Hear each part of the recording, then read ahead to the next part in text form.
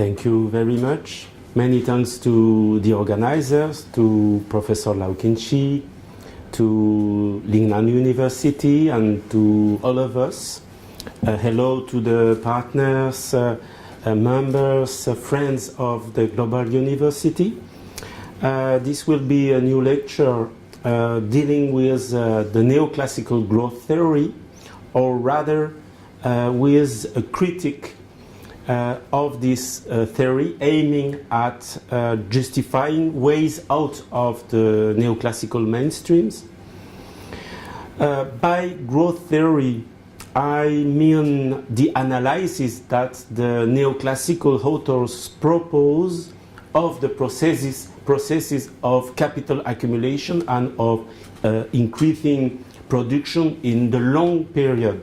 That is to say, that I won't examine here the short run, only the long period, and I'll do that without fluctuation, without examining fluctuations or cycles. I'll concentrate here only on the macro models dealing with the long run, neoclassical models, which are right now largely dominating in macroeconomics today. So for more than 3 decades now, the so-called endogenous growth models, which the neoclassical simply and very modestly called the new growth theory, these models have had an amazing success to the point of conquering a predominant and even exclusive position in the macro dynamic of the long period, not only in development economics, but more generally in macro dynamics, let's say. It has given rise to many variants, a multitude of variants, mathematically more or less sophisticated, and sometimes emanating from the most famous, the most prominent neoclassical theoreticians, and this in a wide variety of fields, such as research and development, innovation, but also in education, in the so-called human capital field, and also in demography, in the study of the infrastructure, the effect of the infrastructural spending, in international trade, in development for sure, but also in finance. Many models are applied between inverted commas to finance, to the financial field in economics, and even to environment. So almost all the fields are covered by these models. But it should be observed that with very few exceptions, most heterodox authors have remained relatively little critical of this theory. A theory, however, clearly neoclassical. If not, alas, when many heterodox authors have not rallied the orthodox neoclassical mainstream. And doing so, some heterodox authors believed, by accepting this so-called new theory, new growth theory, they believed that they could find the opportunity to consolidate their pro-state position, their interventionist thesis in favor of the state, and perhaps also, for sure, get some academic recognition. But I show here that this is a big mistake, and that the necessary radicalization of the attacks on these theoretical modelings of the mainstream would allow heterodoxies, taken as a whole, but especially the Marxist ones, to show themselves much more attractive and or more attractive again, let's say. So I invite you to follow me for a moment, just a moment, in studying this growth model that I will present without technical details, without mathematical or econometric formalization, but above all in order to show their implications, and particularly their implication as regards the state's intervention. And finally, I'll put out some of their most problematic limits, to my mind, insurmountable limits. So those among you curious or reckless who want to know a little bit more about these models, or if they would like to penetrate into the innards of the monster, let's say, that is to say, into the mathematical formalization of such models, I invite them to read some of the articles and books I have written on the subject. But even without maths, probably it won't be so easy. And for those who don't know anything about the growth theory, it could be a little like travel in the space. But we will do that. So fasten your seatbelts. We are likely to experience some turbulence during the flight. So let's begin. Before the appearance of such a theory, or neoclassical theory, let's begin by the dynamic vision of the economy given by the classics, to have an idea of the old interpretation of the growth of economic growth. Well, in the representation given by David Ricardo in particular, long-term growth results from a process of accumulation, of capital accumulation, where the profit rate plays the key role. And the key role in the reinvestment of the surplus. So he used a very simplified model, let's say model, it's not with math, but it could be modeled easily from his works.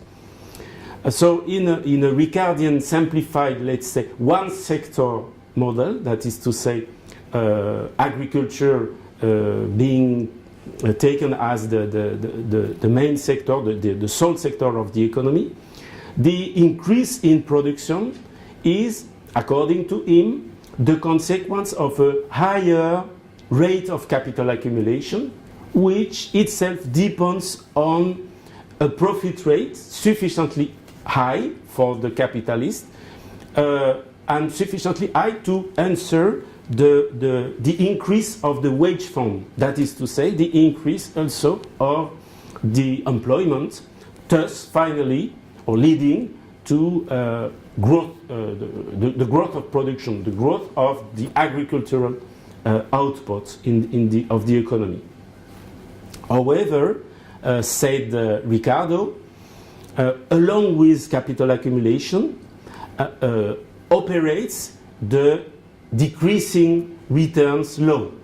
That is to say that the cost of production of the agricultural good increases with the cultivation of land with decreasing fertility.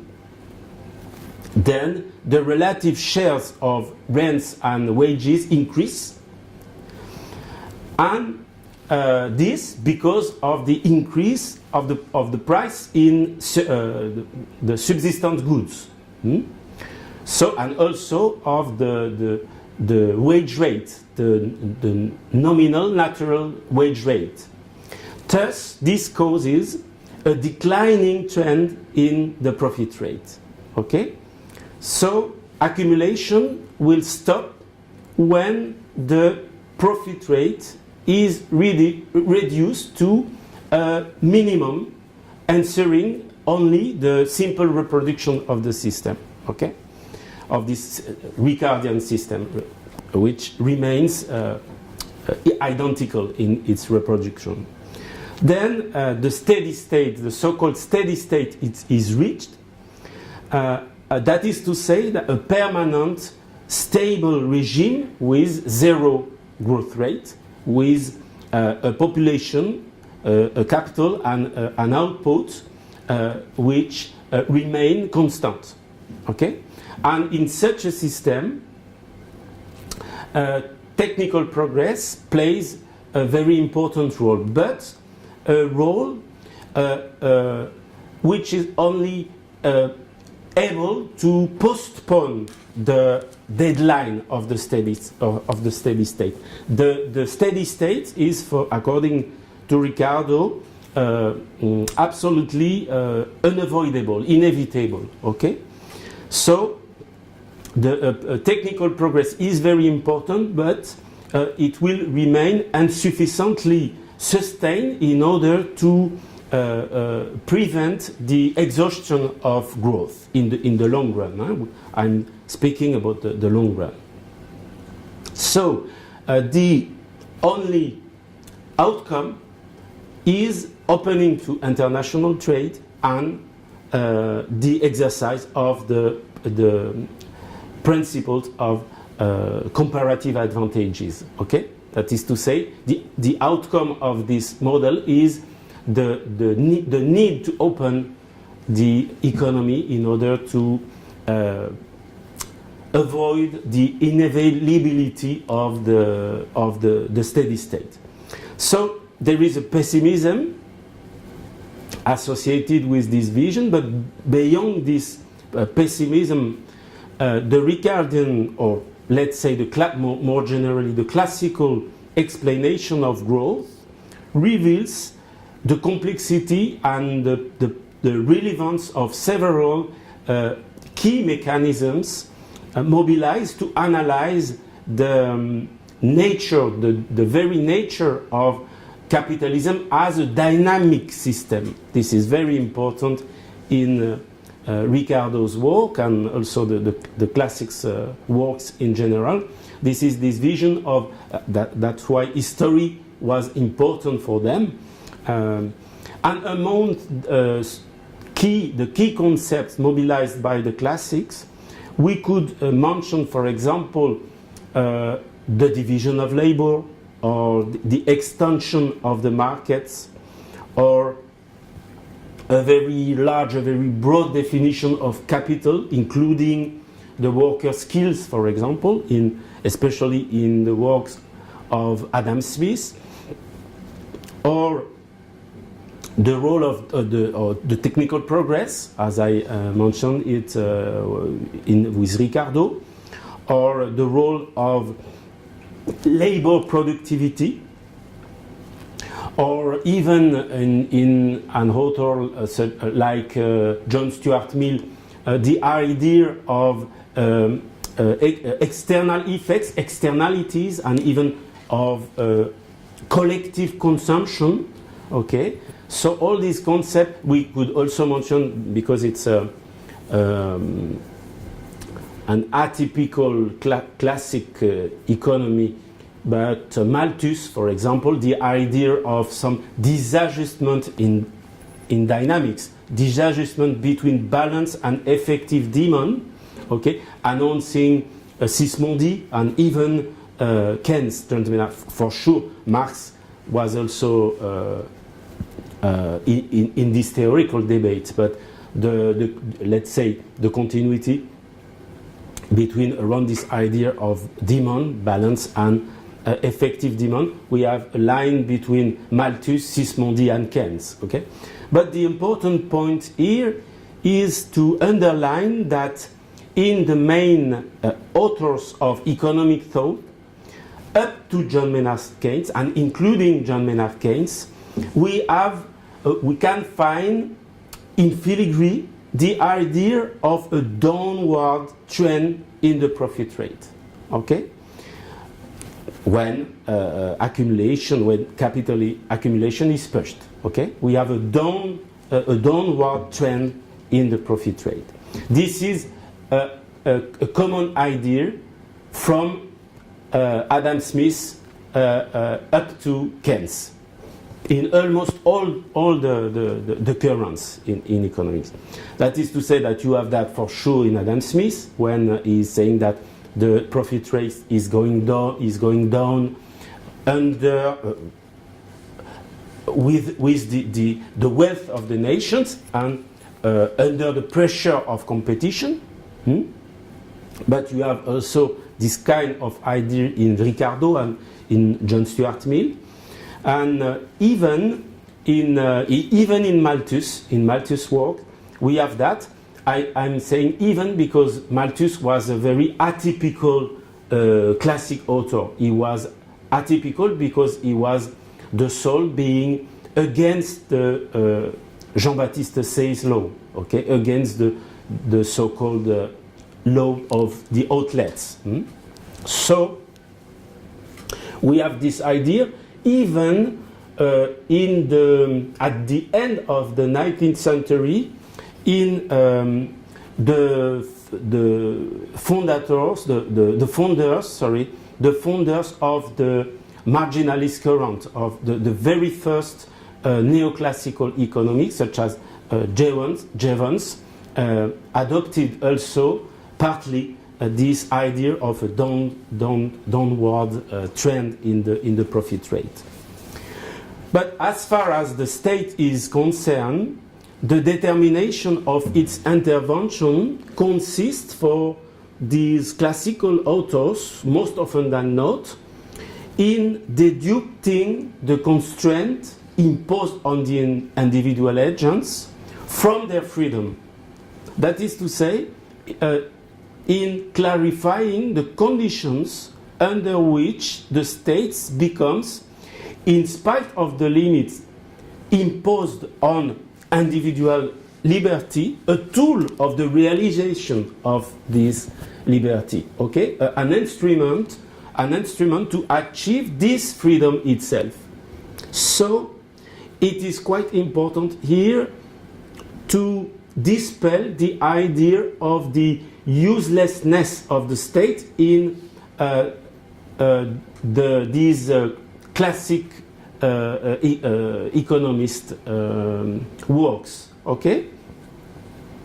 For example, according to Smith, the role of the state was strictly limited, for sure, limited to defense, to justice, to some infrastructure, to a little bit of education, not a generalized education, but the minimum of education was needed for him. But at the same time, Smith recognized this role of the state beyond the natural freedom, and he recognized it as being absolutely crucial in building the market society, as he said. Okay, the state is a crucial component in the building of market society for him.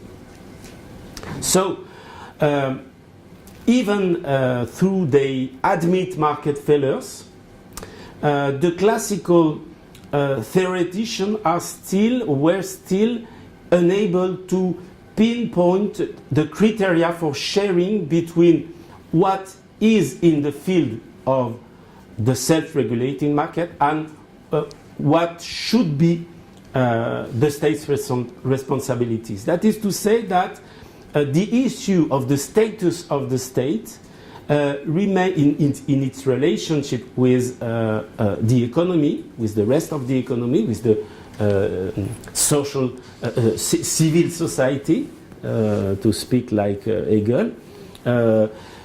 This status remained largely open to the time when, at the end of the 19th century, the Walras-Pareto system and the marginalist neoclassical methodology appeared and were finally imposed. But it is above all in the wake of Keynes' general theory, the most famous book written by Keynes, that the problematics of the theoretical macro models have been elaborated. And it was done with the effort to transpose to the long run, to the long period, Keynes' analysis of the short term, okay? More exactly, the transposition to the long run of Keynes' analysis of the functioning in the short term of an economy tending towards a disequilibrium of underemployment. This is here the contribution of the Keynesians.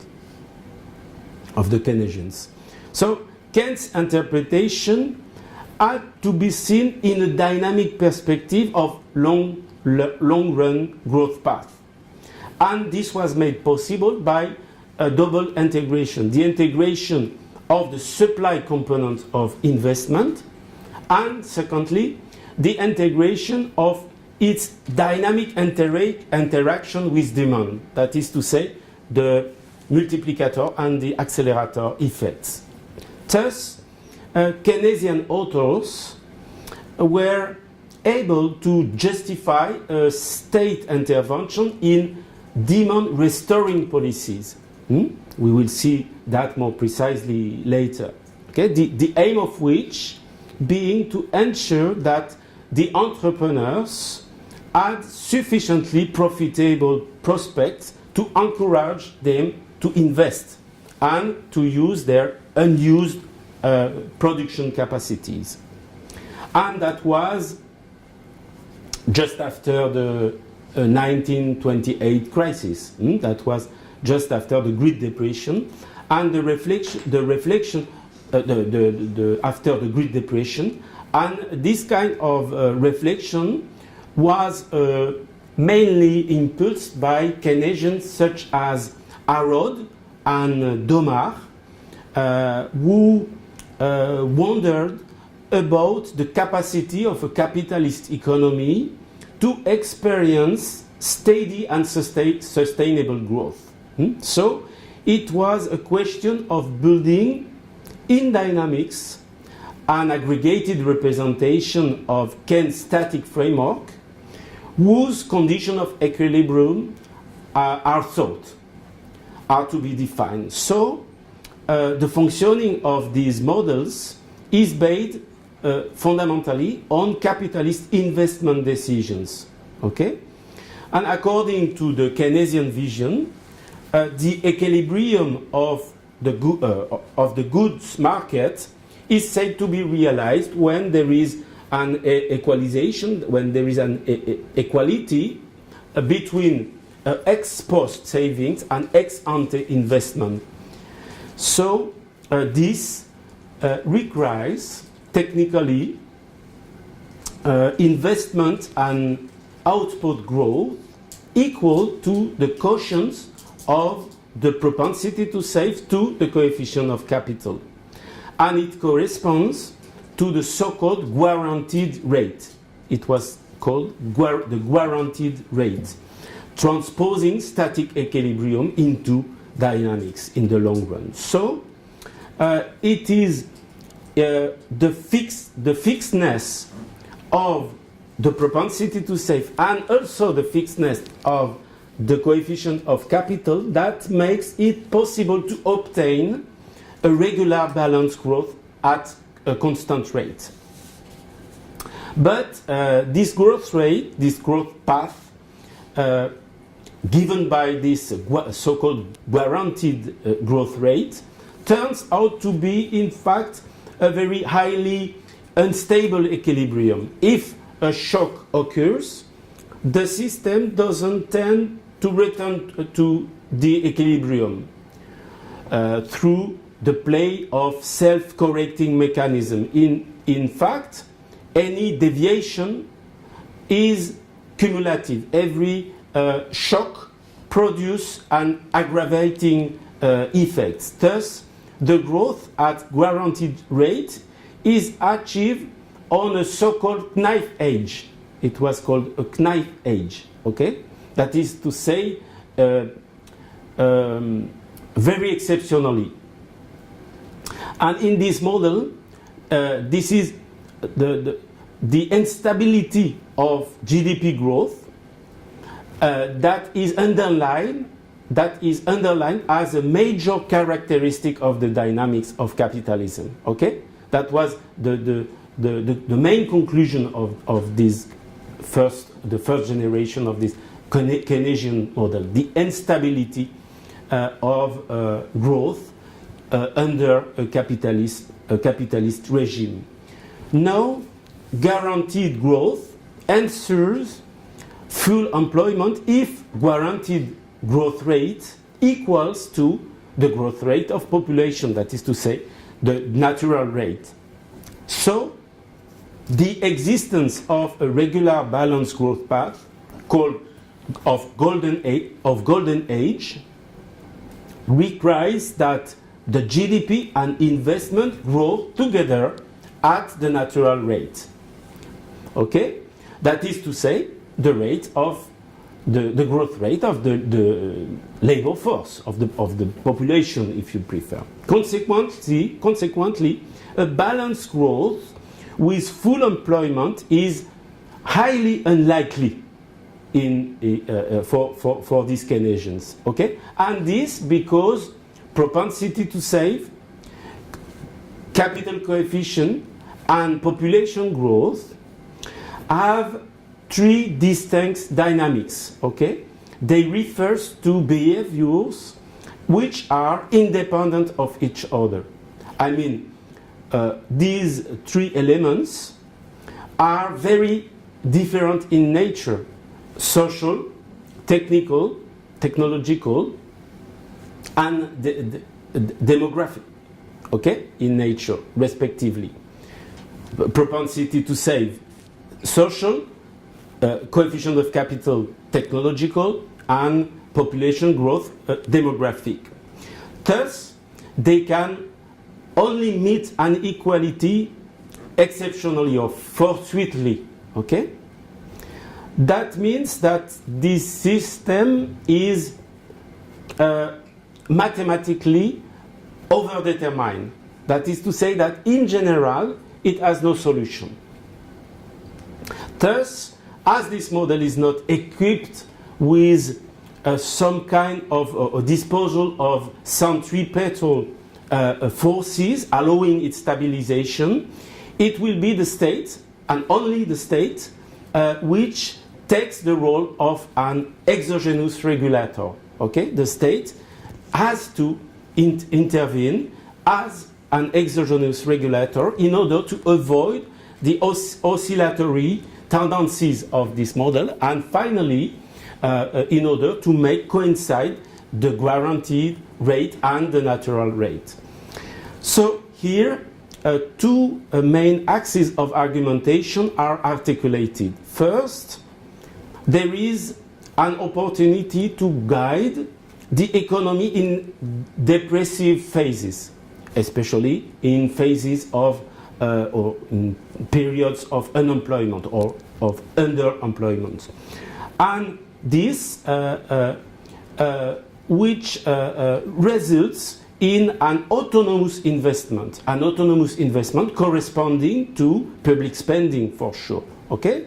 And secondly, the interest rate is used also, that is to say, through the money supply, as an action on the coefficient of capital. So the economic policy which is here advocated is well known, I believe so. That is to say, it aims to modify the guaranteed growth rate to bring it closer to the natural rate. And this by means of budgetary and monetary instruments, okay? By means of a counter-cyclical or an expansionary budgetary policy through or by widening the state's fiscal deficit, and at the same time through a monetary policy which allows such an expansion. Okay, so it's not so surprising that this kind of Arrow-Domar models have been so successful in development economics, because their logic, or the logic of this model, in fact, Arrow and Domar worked in a separated way, but their conclusions are quite similar. So we could speak about an Arrow-Domar model, okay? And its logics inspired many post-war planners, mostly for sure non-Soviet planners, especially in India, for example, with Mahalanobis model, which are between Marxist and Keynesian models, but they are models of planning. And the influence of this Arrow-Domar model was further stimulated by the dissemination of the ideas of a somewhat strange or special disciple of Keynes in the person of Rostow, of Walt Rostow. Walt Rostow was probably the most influential, the most prominent mainstream Keynesian economist at that time. That is to say, in the 60s. He was the author of a very famous, unfortunately, of a very famous book entitled "The Stages of Economic Growth," and with the subtitle "A Non-Communist Manifesto." So the title was, and the subtitle was very clear and more clearer than the title of the book. But Walt Rostow was also the chief of the U.S. Security National Council at the White House.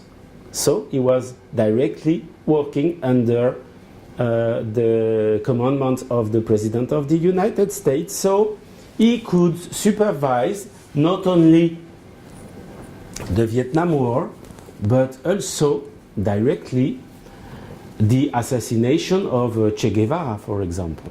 Okay? So clearly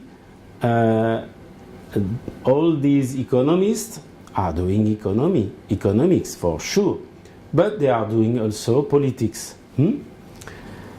Rostow is a typical example. He was fundamentally a Keynesian. He was a teacher, a professor also for sure. So, let's go back to economics, but you see, and it's not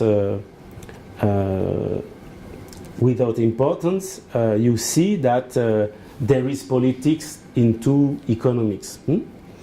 Well, other Keynesian extensions of this kind of Arrow-Domar models were the so-called two-gap models, which were built on foreign exchange insufficiency, replacing the lack of saving typical of the initial Arrow-Domar model as a constraint on investment. Okay, so the conclusion of these two-gap models were an appeal to foreign capital to boost growth, typically in the spirit of the Marshall Plan. Okay, that was like a justification, a theoretical, or let's say scientific justification of the Marshall Plan. Okay. Well, all these models of Keynesian inspiration, emphasizing the role of investment, implied a public policy recommendation aiming to accelerate GDP growth, and that was not displeasing to the political leaders of newly independent countries of the Third World. And many leaders were willing to intervene massively in their economy. So this is precisely against such a will to intervene by the state, that is against the state voluntarism, that from the second half of the 1950s on, the neoclassical modeling was developed, in particular under the impetus of a very, very famous and clever US economist named Robert Solow. He was Nobel Prize winner in 1987.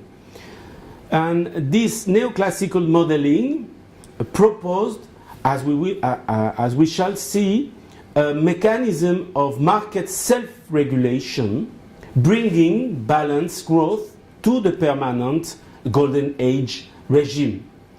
So, with full use of all the factors, without unemployment. That was the point. Okay?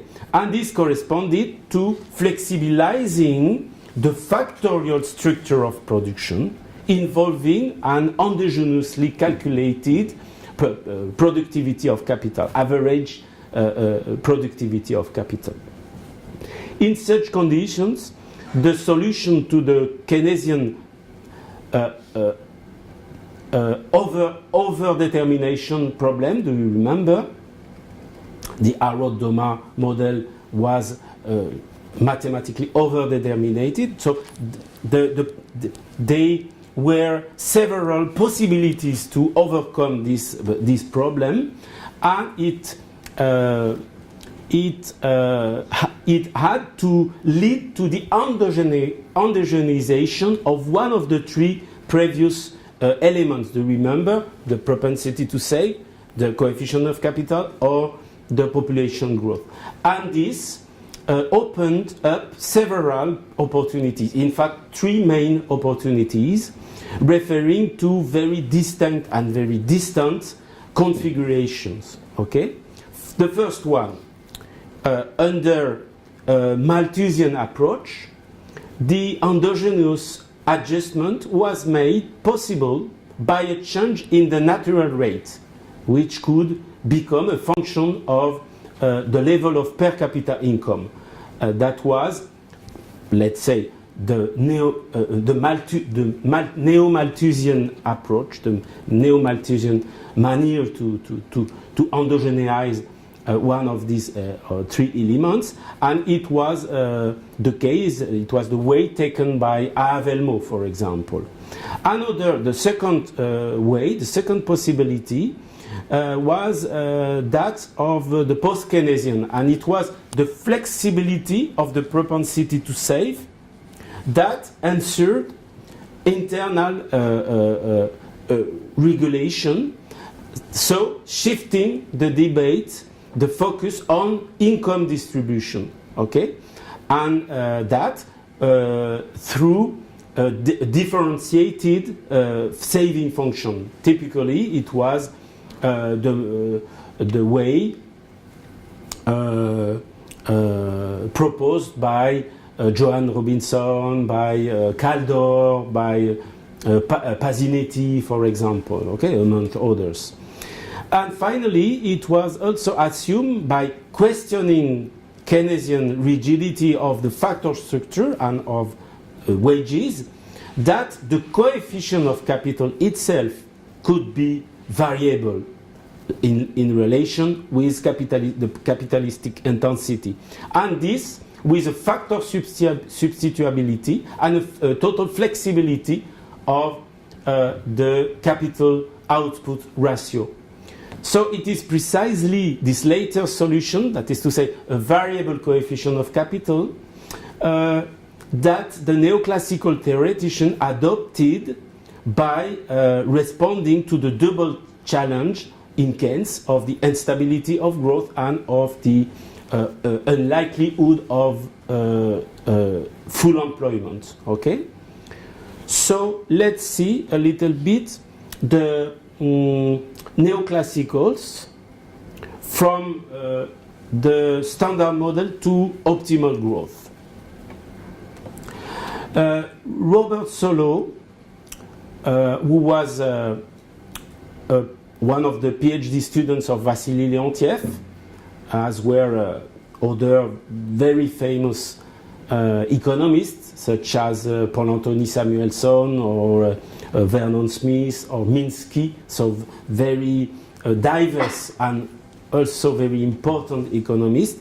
Robert Solow tried to demonstrate the possibilities of existence and of stability of balanced growth in full employment. Okay, and he did it by retaining some of the key assumptions of the Walrasian axiomatic or Walras-Pareto axiomatic. That is, reasoning in terms of marginal productivity, with perfect competition, with non-increasing returns, very important, non-increasing returns, and adjustment, typically neoclassical, that is to say, adjustment performed through prices rather than through quantities.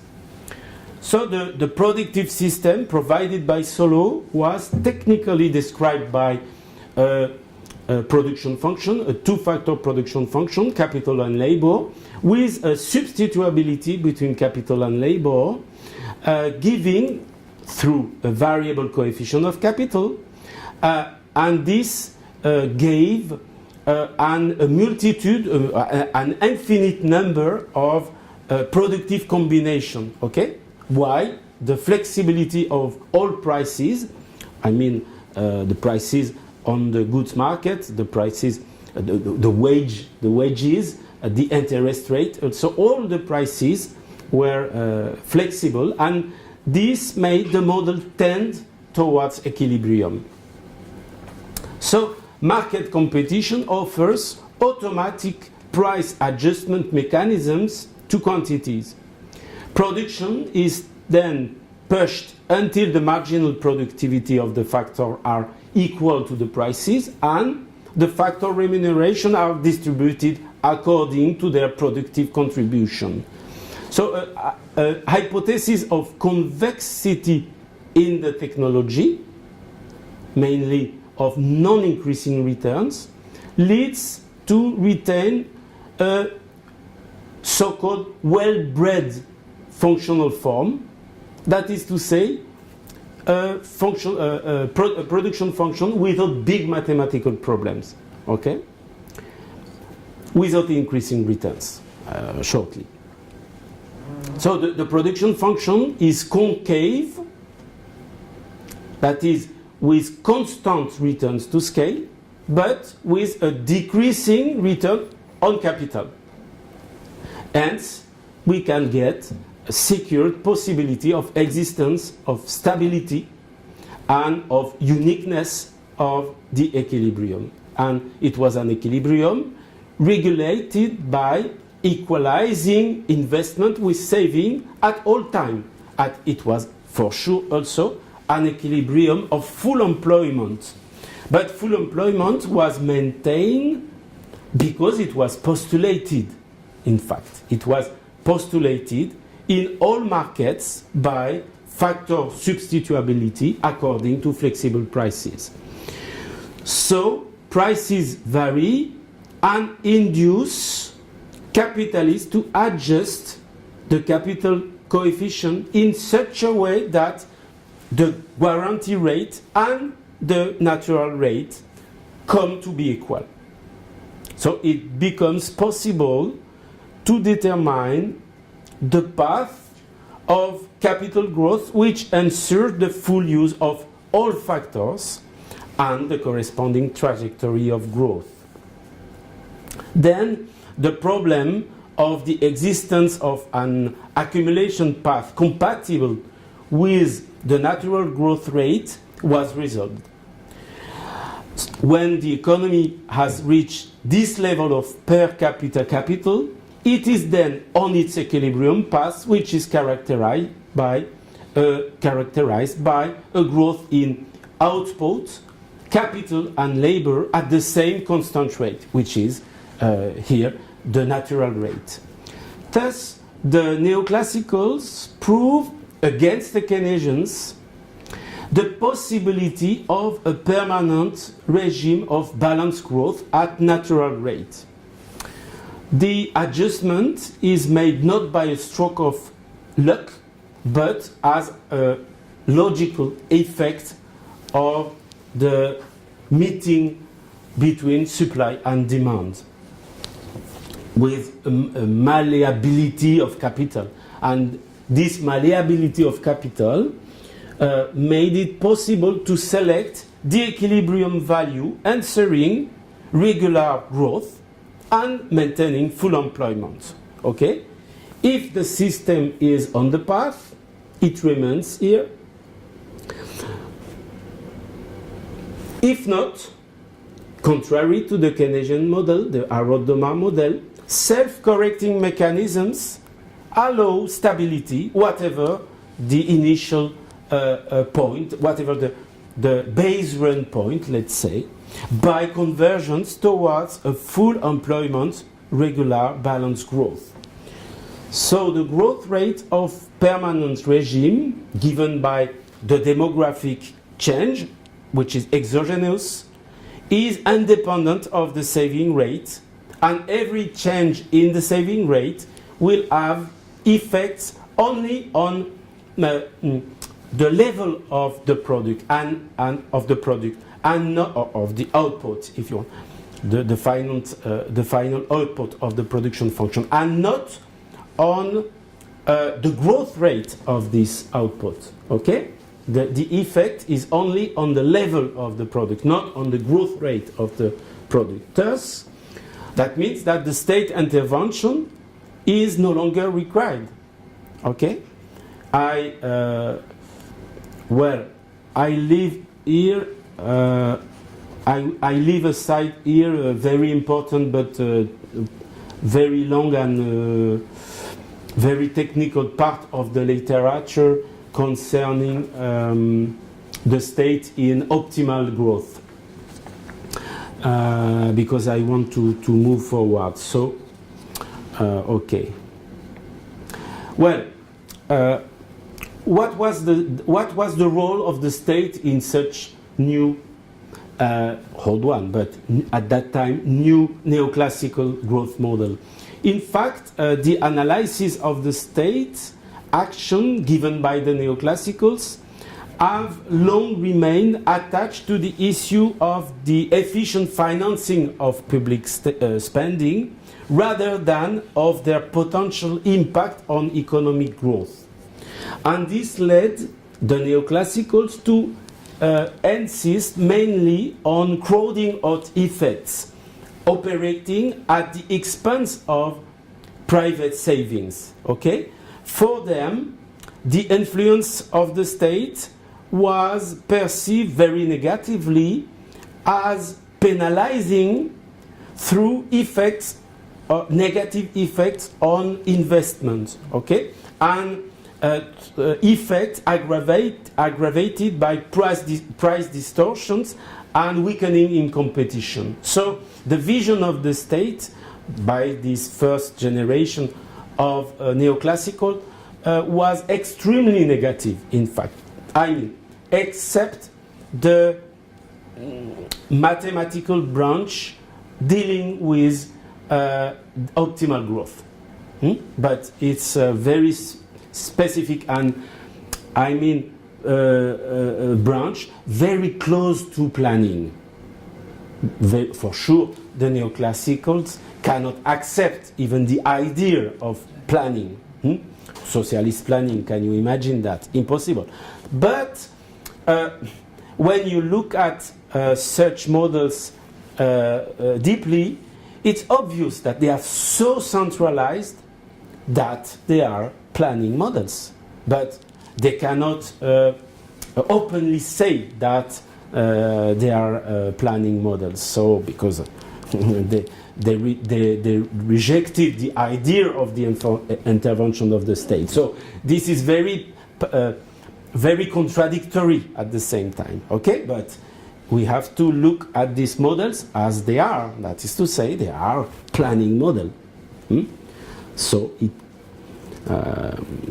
well, there is a bridge, a possible passage between neoclassical Solovian models and planning models, if you want. But not so interesting because perhaps too much centralized. Well, I have to move forward, okay? So, no positive impact of such intervention on private supply was really accepted by the neoclassicals until the appearance in 1986 of the so-called endogenous growth model. That is to say, models of self-sustaining growth. Okay? And it is largely to overcome this narrow interpretation of the role of the state within the future mainstream current, neoclassical current. I mean future because at that time it was the Keynesians who were dominant, but it is largely against this restrictive and obtuse, let's say, negative interpretation of the role of the state that the study of economic growth was revisited by Solow and other by the second generation of neoclassical growth model, that is to say by the endogenous growth model. It was mainly to overcome the disadvantages of the Solovian models and also to modernize the vision of the state by the neoclassicals that the so-called new growth theory was revised. Remember that in Solow's model, without technical progress, the marginal return on capital was a decreasing function of capital, so that long-run growth, depletion, came from a cancellation of the marginal productivity of capital, or more exactly, of per capita capital. And this along with capital accumulation, okay, with the production of capital, let's say. So the decline in return on capital reduced the incentive to invest and then the contribution of capital to growth. But at the same time, that means that the mechanism that made possible the competitive equilibrium, that is a decline in factorial marginal productivities, was precisely the same as slowing growth. So this was a big problem. And that means that Solow was inadequate to represent a sustained dynamics in the long run. Okay? Capital accumulation could not be sustained because the marginal productivity of capital was progressively vanishing, converging towards zero. Okay? Growth at an exogenous space was, above all, independent of the choices of resource allocation by the individual agents, and, first of all, of the decisions to save by the agent. Okay? And it was precisely on this decision to save by the agents that the state may have room of maneuver for public action. So it's suspending any economic policy recommendation. And this was the case until the mid-1980s. Okay? During exactly 30 years, 3 decades, almost no intervention of the state in the neoclassical models. excluding these very, very technical optimal growth models.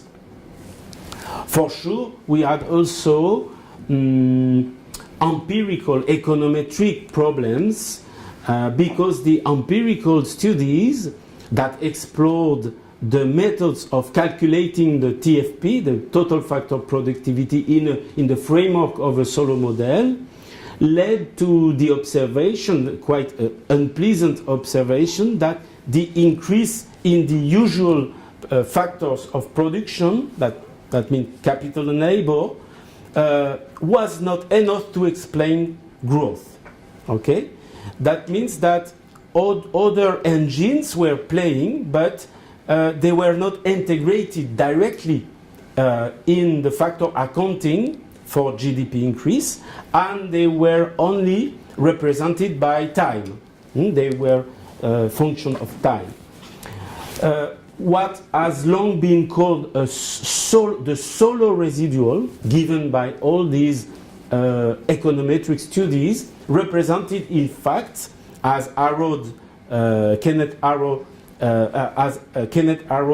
himself recognized, this solo residual represented a measure of the ignorance of economists, in fact, of the neoclassical economists. And it's in this historical context that I return to the endogenous growth theory. So, what is the basic, the canonical form of this endogenous growth theory? Well, identifying the formal mechanism for this growth involves questioning one of the key assumptions of the solo model, and more precisely, the cancellation of the marginal productivity of capital when capital tends to a very large value, an infinitely large value, in fact. Okay? We have a convergence towards zero of its marginal productivity. And it's precisely the relaxation of this axiomatic, of this assumption, that will avoid the extension of growth in the endogenous growth model. Indeed, a majority, but not the integrality. A majority, a large majority, almost all, but not the integrality of the endogenous growth models, consider that the elasticity of the production to the total stock of factors, or more precisely, the elasticity of the production to the total stock of accumulable, of reproducible factors, is at least unitary. This is the key. So, the production function is assumed to be linear with respect to a single input, but a very large one,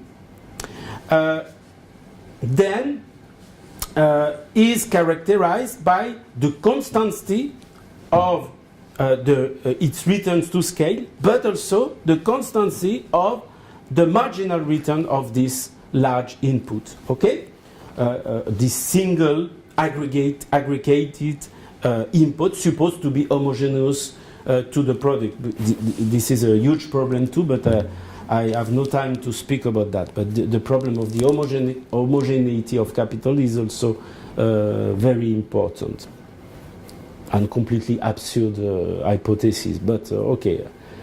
So, I mean, an input, a single capital input, conceived according to a sufficiently broad meaning to integrate components of capital which are themselves subject to accumulation, to reproduction. Okay?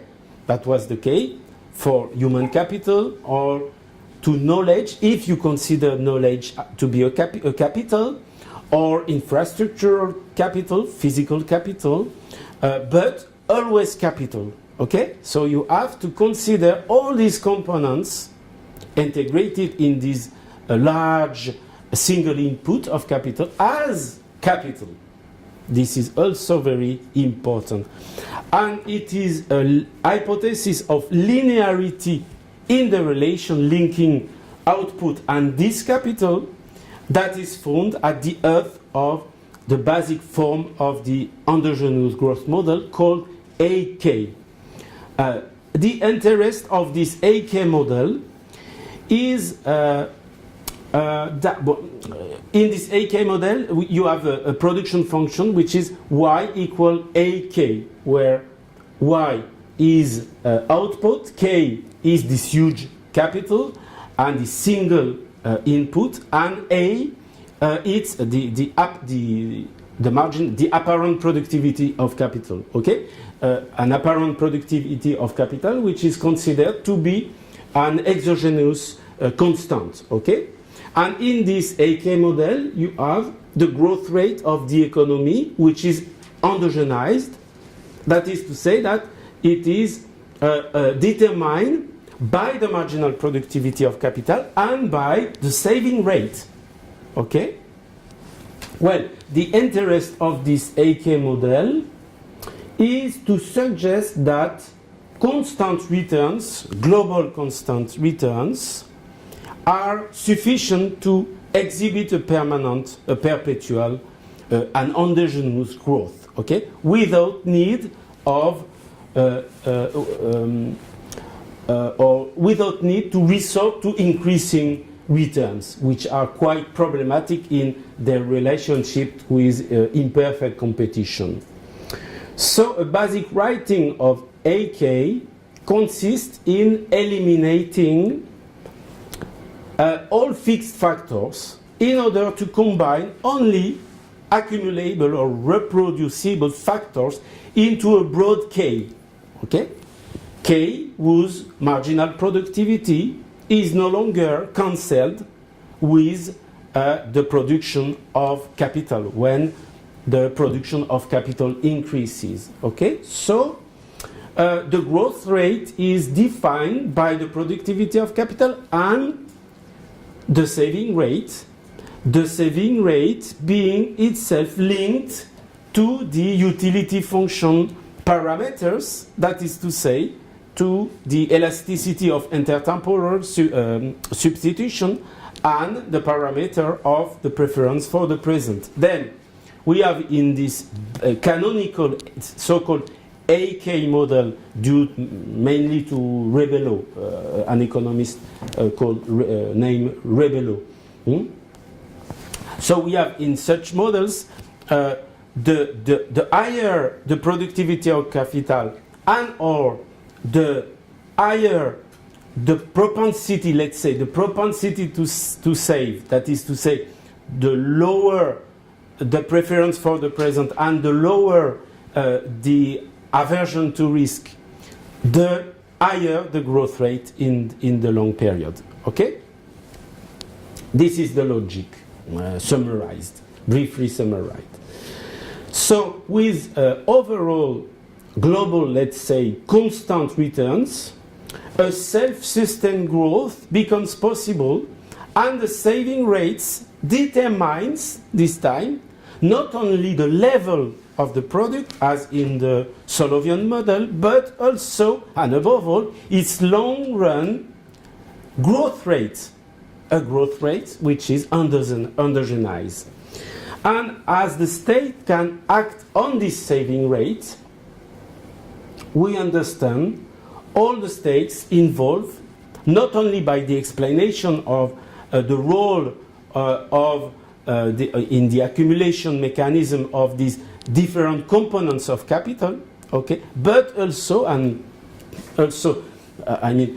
above all, the implication of, or to be expected, of the intervention of the state.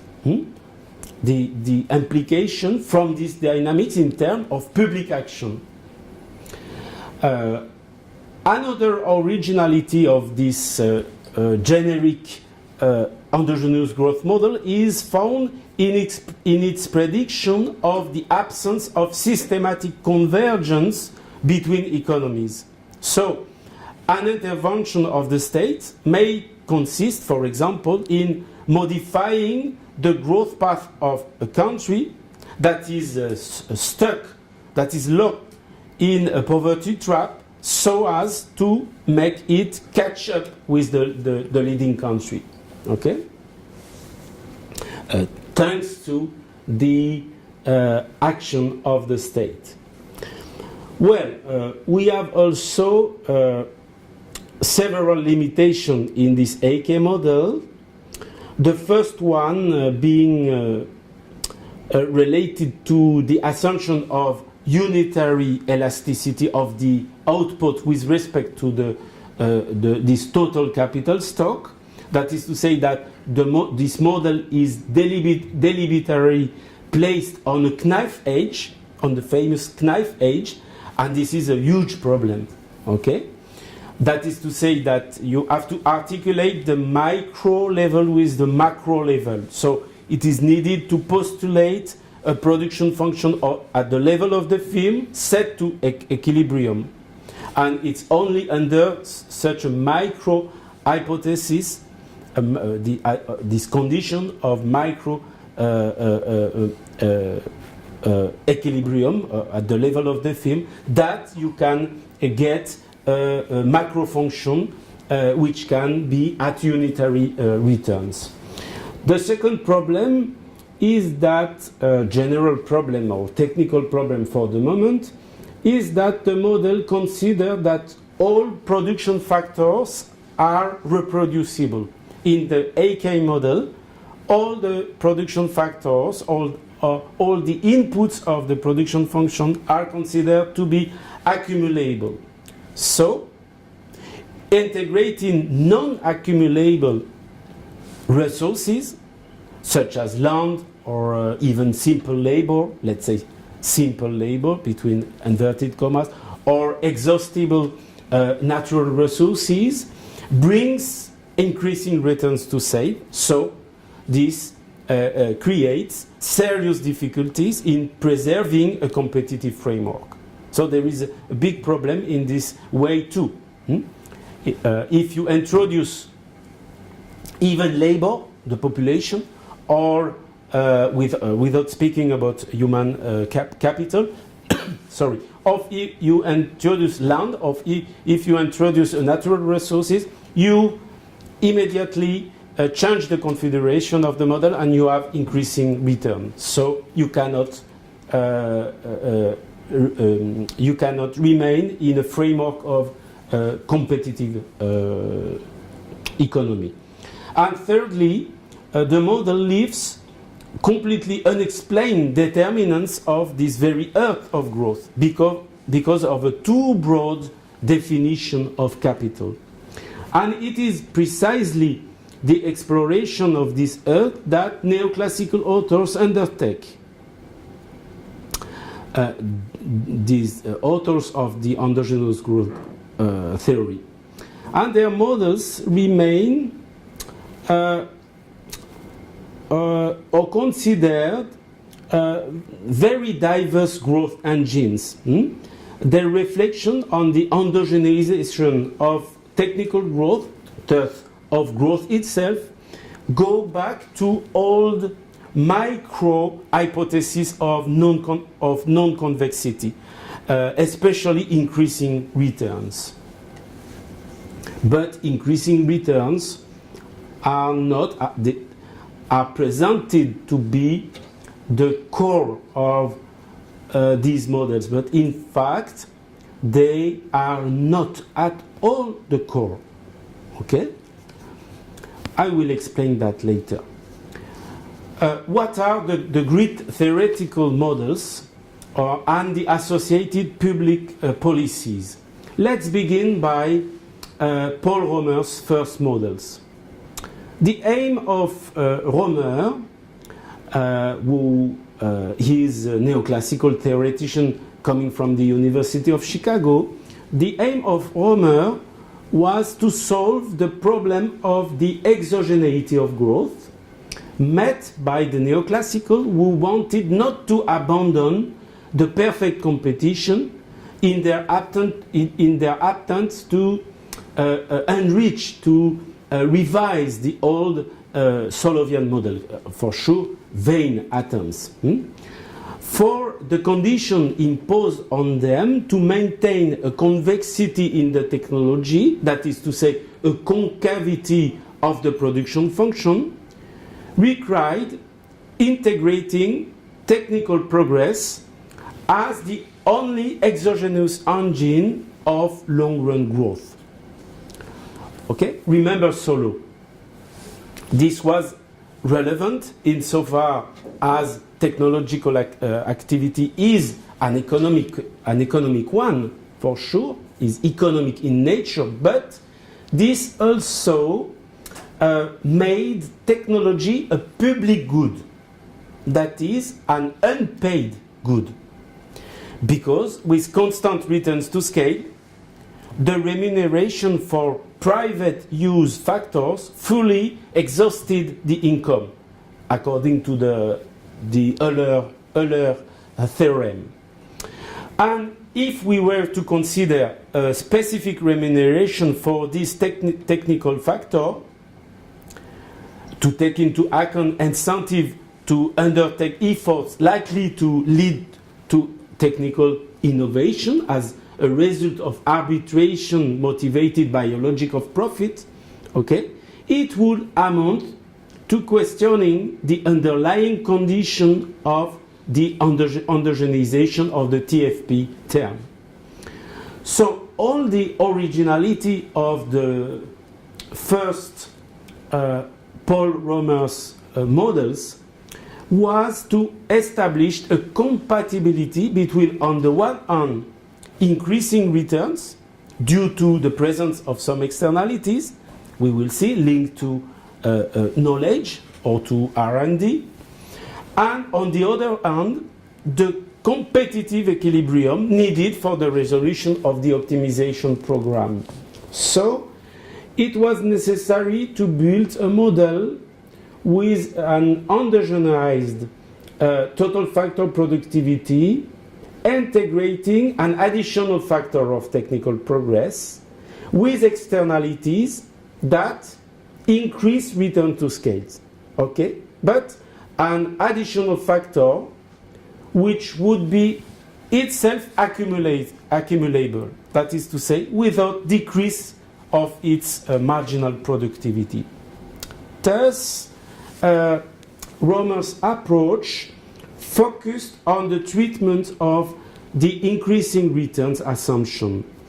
One way of allowing to avoid imperfect competition, the necessity, let's say, the will to avoid imperfect competition is mainly motivated by the will to avoid big trouble in mathematics. Okay? So one way of allowing to avoid imperfect competition is here to keep returns to scale for external to the firm. Then, if the conditions of production for a firm are made with non-increasing return, saving competition, saving perfect competition, increasing returns may arise from the participation of all the firms or of different firms in a so-called joint activity, okay?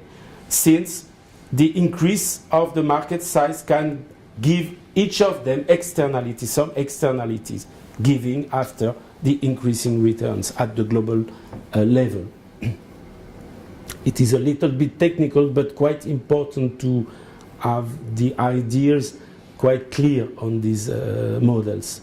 So it is in this perspective that Romer proposed in 1986 a model considered to be the very first, to be the founder of endogenous growth theory, a model which chooses to incorporate externality produced by the accretion of a capital view in the sense of knowledge, but with a clear reference, a clear link with physical capital. In fact, it is written mathematically as a physical capital. This is called knowledge, but in fact, this is very close to physical capital. So firms have a technology in which labor enters, along with this so-called knowledge capital, which intervenes both at the private and the collective levels. So the technology is assumed to have constant returns on private capital and labor, but increasing returns to scale on the whole production function, that is to say, on private capital, labor, but also the collective capital as well. And well, an important problem of this model is that it opens up on in fact, two different configurations. Indeed, a stable, steady GDP growth rate, growth path, is possible in a very specific case, that of an elasticity of production with respect to the stock of private and collective knowledge capital that is just unitary, that is to say, again and again on the knife edge. But beyond this weakness, this quite significant weakness, what was demonstrated by Paul Romer was the possibility of existence of an endogenous growth within the framework of a competitive market economy. And this described by the dynamics of capital stock and output evolving at the same rate, the same constant rate. Well, you have also other configuration in this model, especially configuration with increasing rate. But in this case, the model is said to be explosive. Okay. And if you have also the possibility of a decreasing rate, but in this case, the model is said to be exhaustible, so if it can be said. Okay, decreasing, constant, or increasing growth rate. The best one chosen by Paul Romer was that of a constant rate, but you can also have an explosive or an exhaustible rate. Well, what the neoclassicals call social planner incorporates in its optimization program the fact that the investment of each producer increases the total stock of knowledge that all benefits. So, the effect of externalities is to separate competitive equilibrium from social optimum.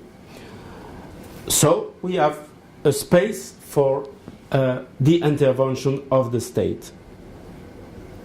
The decentralized equilibrium is no longer Pareto optimal, okay?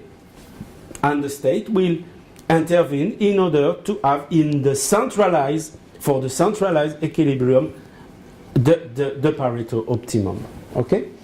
As the agents don't take into account externalities in their decisions, a bias of under-accumulation of capital will minor growth. Thus, there is room for state action, particularly through an incentive system of taxation or taxation exemption or subsidies for the accumulation of knowledge, allowing to equal the private and social marginal productivity of these capital, of this knowledge capital. So, a temporary exogenous shock experienced by the knowledge capital stock will have its effects preserved and even amplified by hysteresis phenomena affecting the long-run growth path.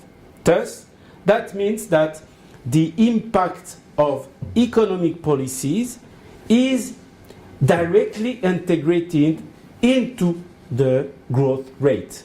That is to say, that the impact becomes permanent and not just a conjunctural shock.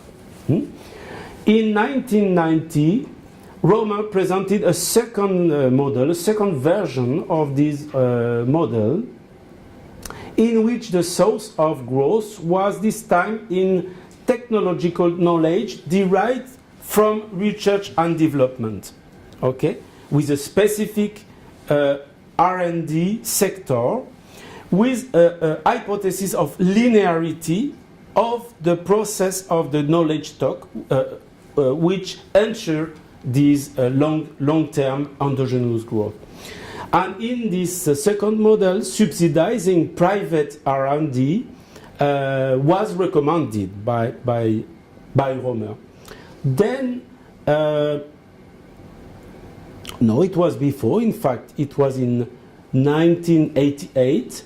Came one of the most inventive and intellectually powerful neoclassical economists, theoreticians of the present day, named Robert Lucas, who is the 1995 Nobel Prize winner.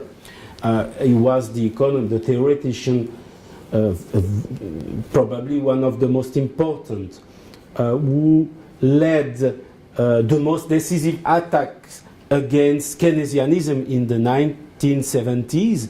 With his, he was the founder of one of the founders of the rational expectation theory, and he was also at the beginning of the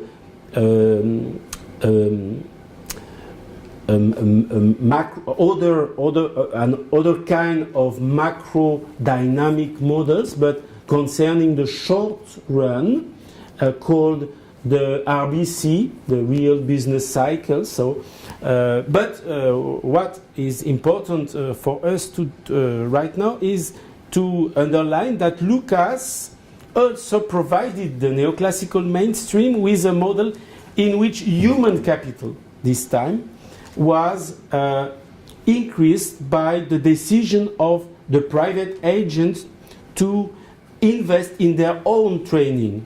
Okay? And by this way, human capital became the driving force behind long-term growth. And it was also, you can see that precisely with this model, we have typically increasing returns, but they are not the most important part of the model. Okay? The most important, the core of the model, the secret of the model, is the linearity of the accumulation of human capital with of capital accumulation with respect to the level of individual human capital. And this is exactly this mechanism that authorizes endogenous growth. Okay? And also the possibility to formulate economic policy recommendations. Okay? But now, what are the problems? It's time to speak about the problems, because there are problems with this so-called new growth theory. Well, today, in a quite systematic way, these endogenous growth models are presented in a very sympathetic manner in almost all course manuals or literature surveys. These models are presented as being, first, a macro dynamization of Vargas general equilibrium, since they are said to have micro economic foundation, very solid microeconomic foundation. Secondly, they are presented in rupture with Solow's representation of growth, insofar as they would identify the modern engines of technical progress, that is to say, the modern engines of long-run growth too, by using externalities or increasing returns and so on. That is to say, the microeconomic non-convexities, some concept of the microeconomics. And thirdly, these models are presented as being a kind of rehabilitation of a discourse in favor of state intervention. Okay, and this is said to reflect a rapprochement between inverted comma of the neoclassicals towards concerns that belong typically to the heterodox research programs. This is more or less the three main positions around which there has been a near total consensus, okay, which, by the way, says a lot about the very low attention currently paid by the heterodoxies to the theme of growth theory, from which, however, derive most of the discussion in economic policies on unemployment, on public budgets, on social budget, on debt. All that derive more or less from the growth theory. As well as this says a lot about the very low level, unfortunately, of combativity of the heterodoxies of our time. So this is a real problem. The absence, or not the absence, but the quasi-absence of critics or of critical analysis and attacks on these mainstream theory. On the contrary, I'll demonstrate that such positions, the three common presentation of the endogenous growth theory, are wrong. This consensus is fictitious, in fact, and because these positions are wrong. Let's explain. From the neoclassical point of view, endogenizing technological progress amounts to making it result from the decisions of the private agents reacting to market signals and motivated by profit.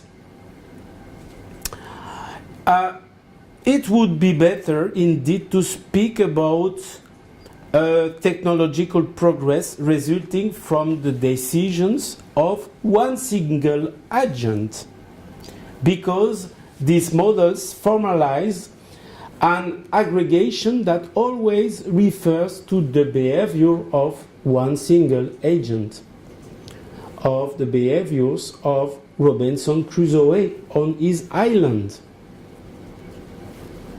This is completely crazy, but this is the fact. Here are the mainstream, neoclassical mainstream models today.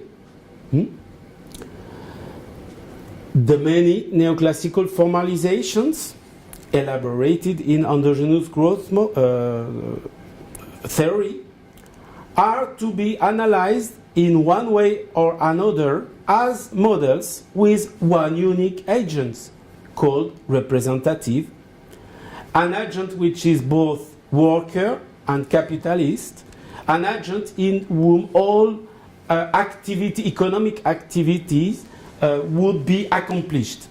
As a producer, Robinson Crusoe's techniques are described by a production function, and as a consumer, it's or his or her or Crusoe's relations of preferences are given by a utility function. So you need only an a production function and a utility function aggregated at the point that you have only one agent, and you can solve that mathematically. For sure, most often than not, it's apparently much more complicated because you have many maths and you have the neoclassical authors used to write that there are many agents, but in fact you have only one agent. For example, in the Paul Romer, the very first models by Paul Romer, it is a hypothesis of symmetry of the films that brings back to the sole agent. Okay, Romer supposed that there is a symmetry between the many films in this model. So this is a huge simplification. We could even say this is a huge stupidity, or if you want to be polite, let's say with Joanne Robinson, this is a huge instrument of miseducation. Okay, Joanne Robinson said that about the production function, the neoclassical production function, but it can be the same critics here for us. Okay, such a stupidity is also found in extremely sophisticated model. Okay, for example, the modeling with overlapping generation. Okay, probably among the most sophisticated models in this literature. But generally, we could say that in these neoclassical endogenous growth models, a boss and his workman are both free, they are equal, they are brothers, in fact. They have got exactly the same behaviors, they have got exactly the same lives because they are identical. So you have no contradiction, you have no distinction between social classes. You have only one Homo economicus, okay, without conflict, without domination, without exploitation. And for sure this is quite logic, because the use of a production function by itself excludes any social relationships, okay, and for sure rejects any conflictual relationship. The fact that you use a production function implies that you exclude from the reasoning any social relation, any conflict. So in rigor, one should still avoid here to speak about market, since the aggregation which is performed is only a duplication of the same individual agent. Okay? A duplication of the same individual agent supposed to make a choice of resource allocation between the production of the final output and the formation of the accumulable or reproducible capital stock. Okay? The choice is between the two. In Lucas' model, in Romer's model, in all this kind of model. So this makes it absurd to refer to an exchange or even to prices. So it's a huge problem.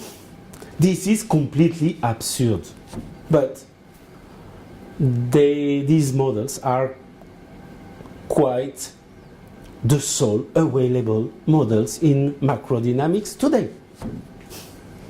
Here is the state of my field in economics.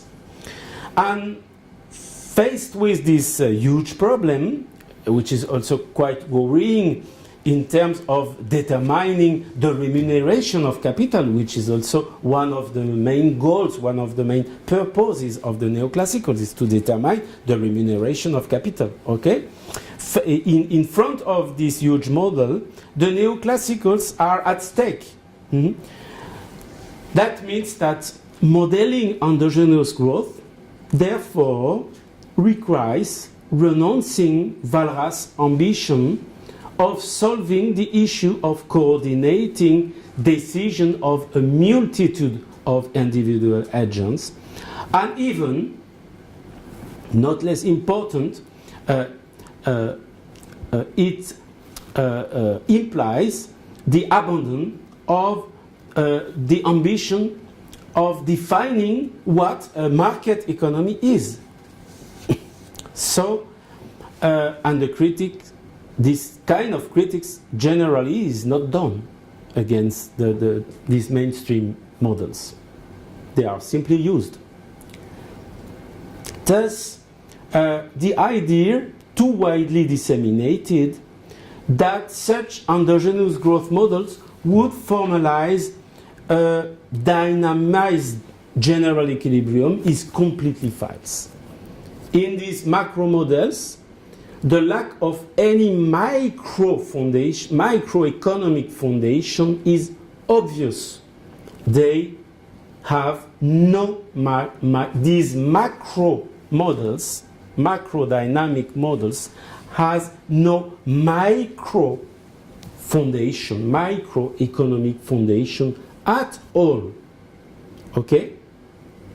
That is to say that they have absolutely nothing to see with Walras models. They are not a dynamization of the general equilibrium theory. And the optimum intertemporal choices of the unique agents are generally assumed to correspond to the per capita quantities resulting from the calculation of a multitude, a so-called multitude of individual agents in competitive markets. So, the call to the standard concept of microeconomics to bring increasing returns in particular, thus also to bring technical progress growth, and finally to bring an endogenous GDP growth rate in the long run, no longer includes the smallest collective or social dimension. So, Crusoe is alone on his island without his slave Friday, and the king is naked. We have only that. For sure, it's a strong criticism against these models, but I believe that we have to do that kind of criticism against the mainstream economics. Otherwise, there is no theoretical debate. And most of the neoclassicals know that. But, as I can say, they have the means to impose this stupidity not only to students. You can read, for example, what Robert Lucas think about PhD students. They don't move, they don't react, they accept all. But this stupidity is also imposed to most professors in economy. So it's extremely serious. Probably also this is imposed to some policy makers. So please be careful with all of that. Well, in addition, endogenous growth theory operates a return to a rigid relationship between capital and output. A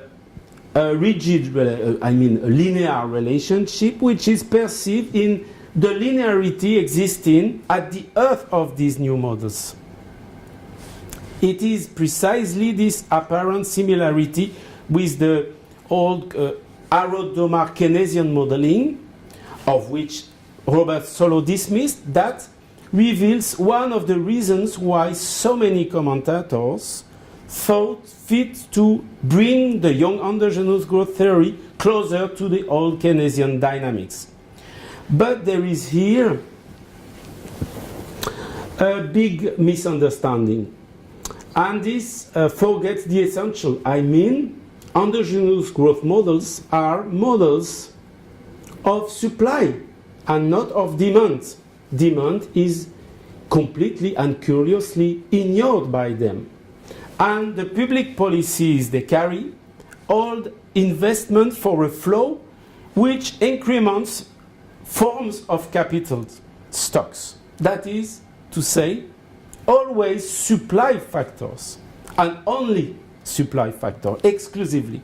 So they are not models of demand. Nothing to see with Keynes, with Keynesians, the old Keynesians model. And this new theory does not repeat in any way Keynesian modeling, nor does it suggest any will for a synthesis between neoclassicism and Keynesianism. Thus, we need to understand endogenous growth in the continuity of Solo and not in rupture with Solo.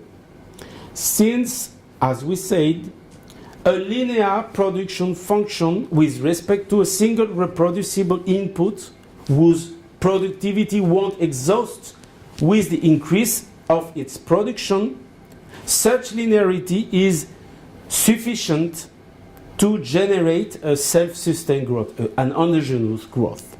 The key point is located not in the increasing returns, but in an elasticity of the output relative to the stock of all the production factors, at least unitary. This is the key. This is the point.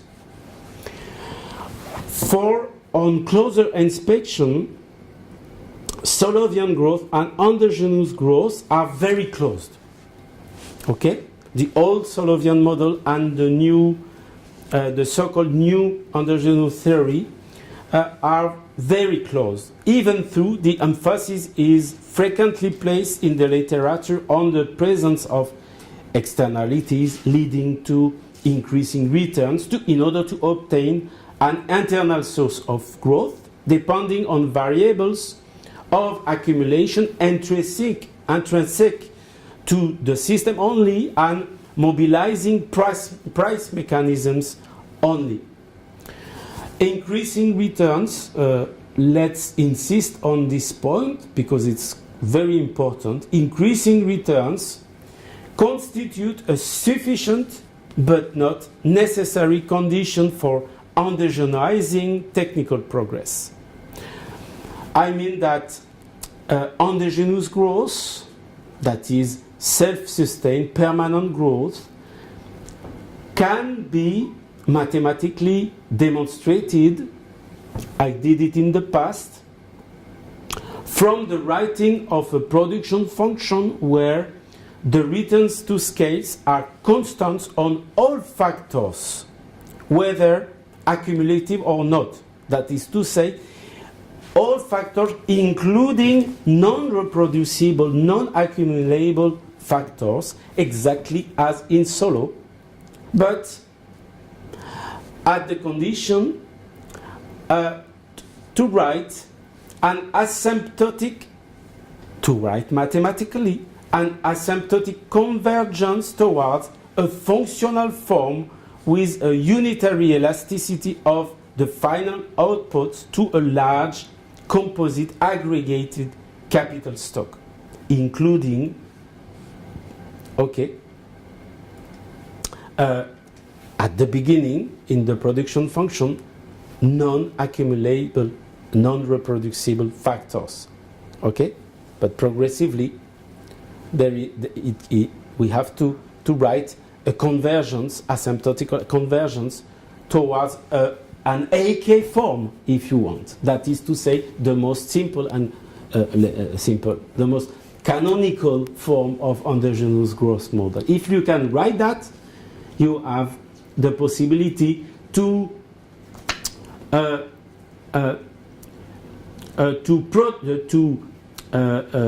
introduce endogenous growth, including within the framework of a Solovian model. Okay? So, there is a continuity rather than a discontinuity between the old and the new, between the old Solovian framework and this so-called theoretical innovation. In fact, it's not, endogenous growth theory is not an innovation. There is a huge lack of originality. The neoclassical models, therefore, seem to persevere in their inability to formalize technical change, so striking being the real difficulties in identifying the earth of long-term growth. No more the AK model, the most simple one, than the variants of endogenization of TFP, of total factor productivity, are able to reveal what this K, this famous capital, aggregated capital, can be. Homogeneous capital, in fact, it's not, but is supposed to be, and it is supposed to be the motor of growth, but which can, in fact, which may, in fact, correspond to any factor subject to accumulation. Okay? Provided that one can write an appropriate mathematical relationship linking it to the dynamics of productivity. What I mean by any factor? Any factor. Generally, it's, let's say, serious. I mean, you have human capital, you have knowledge, you have infrastructure, you have forms of capital like that. But if you come from Madagascar, for example, where a zebu, a buffalo zebu, is a capital, you can write mathematically a link between the accumulation of zebu and the dynamics of productivity. So you can have also Madagascar endogenous growth model. Okay, you are a disciple of Pierre Bourdieu and consider that cultural capital is very important, and it is.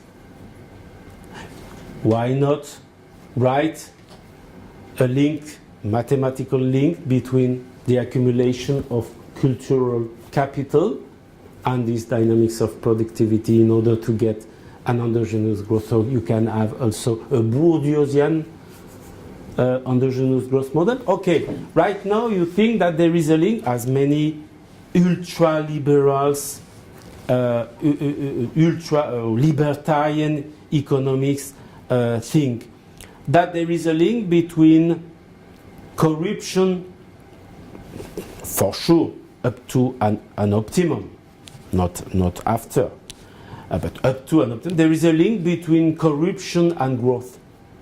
That is to say, let's say, I don't want to give an example, a precise example, but we have a country, and let's say, to be like in the reasoning of an ultra-liberal economist, a bureaucratic and administrative activity doesn't function, okay? A bribe, and it functions. So, if corruption can make function, let's say, a public administration to be thinking like ultra-liberal, okay? There is a link between corruption and growth, isn't it? So, why not mathematically write a mathematical link between corruption and growth? That is to say that you have corruption, that's completely absurd. But I'm saying that you can do that. Mathematically, it's possible to do that if you have, let's say, the theoretical, or more precisely, the ideological references or justification for such a link, okay? This is completely absurd. Completely absurd. But endogenous growth models are said to be rich. In fact, we should rather say too rich, because there are several, that is to say, always already too many candidates for explaining long-run growth. Zébu, Pierre Bourdieu, corruption, physical capital linked to knowledge capital, or R&D, or human capital. So what is exactly the engine? All combined? No. You have to write just one. Otherwise, the dynamics of this kind of model is much more complicated with too many capital dynamics. Okay, it's very difficult to solve that mathematically. So you have to identify one motor, one engine of growth, but you have to select it completely arbitrarily. So there is a discretionary or arbitrary selection of the factor whose accumulation allows growth, but in fact this is only an additional level of adocity, of adocness, superimposed to those already existing in such theoretical frameworks. For example, I mean, as example of adocness, the condition of aggregation we have seen in the Romer's model. You have a symmetry of firms, so you have a very arbitrary condition of aggregation, but you have also the integration of external effects in Lucas' model, for example. But generally, it's without theoretical reference. You have almost always, in all the literature, A.K., Paul Romer from the beginning, you have a literature with a knife-edge path in order to achieve a balanced growth. That is to say, a balanced growth, both inexhaustible and non-explosive. You have to be just on the knife edge. This is completely arbitrary too. And for sure, the writing of the linear technology in the accumulation of the so-called capital, of the chosen capital to be the motor of the growth, is also completely discretionary. So you have an accumulation, a combination of adocness which ends to be which leads to be able to qualify such models as completely absurd. And for sure, but I'll do that very briefly, you have also many problems in the empirical, in the econometric side of this model. That is to say, the attempts to verify or to justify empirically such models. As regards such attempts of empirical verification of the endogenous theory, I'll say that endogenous growth was discovered, right? But very few empirical evidence was given, showing that the key ingredients are present in the real economy, justifying the exploitation, or rather, one of the explanation of or the competing explanation of growth. Very little evidence, apart from some